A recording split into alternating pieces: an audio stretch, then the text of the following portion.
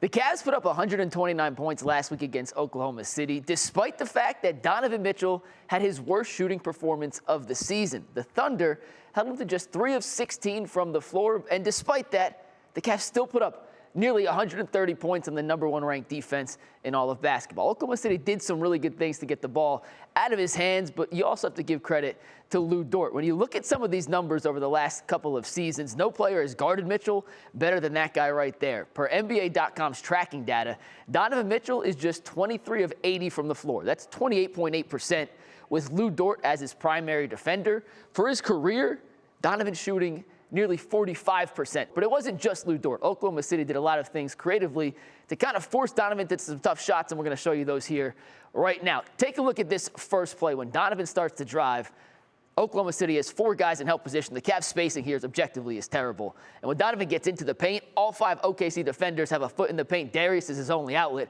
Going over 1 outstretched arm, tough. 2, even more difficult. 5, that's not a great shot selection from Donovan Mitchell. Later in the game, Donovan, similar situation, attempting to attack. You can see much better spacing from the Cavs, but all 5 OKC defenders, they have their eyes locked in on Donovan. As he drives here, he tries to split the defense. He is 6'6", SGA corralling him. There's Isaiah Hartenstein ready to step over and help. Lu Dort's cutting off both his primary options.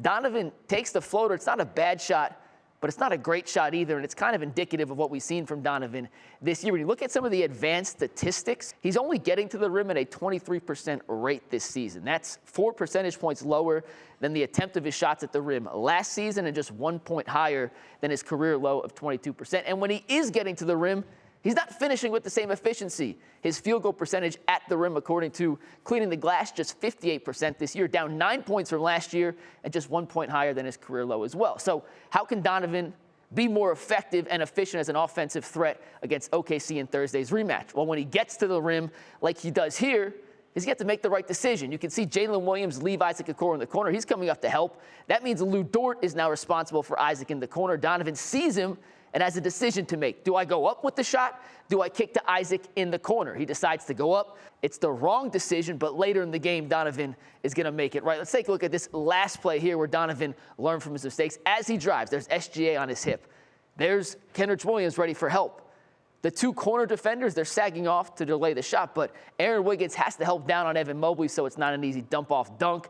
Donovan then finds Caris LeVert in the corner. He buries the triple. That's what we're going to have to see on Thursday night continue, because look at the numbers. Oklahoma City gives up more corner threes this season than any team in basketball. They're the only team in the NBA allowing 11 or more threes from the corner each game, and that plays right into the Cavs' hands, because if you look at the Cavs' efficiency from the corner, 10.9 three-point attempts per game. That's tied for the 4th most. 4.6 makes from the corners. That's the 2nd most, and they shoot 42.4% from the corners. That's the 4th best mark in basketball. So Donovan, continue to get into the paint, draw the defense, and find your open shooters in the corners. That's a recipe for success if the Cavs are going to knock off Oklahoma City for the 2nd time in 8 days.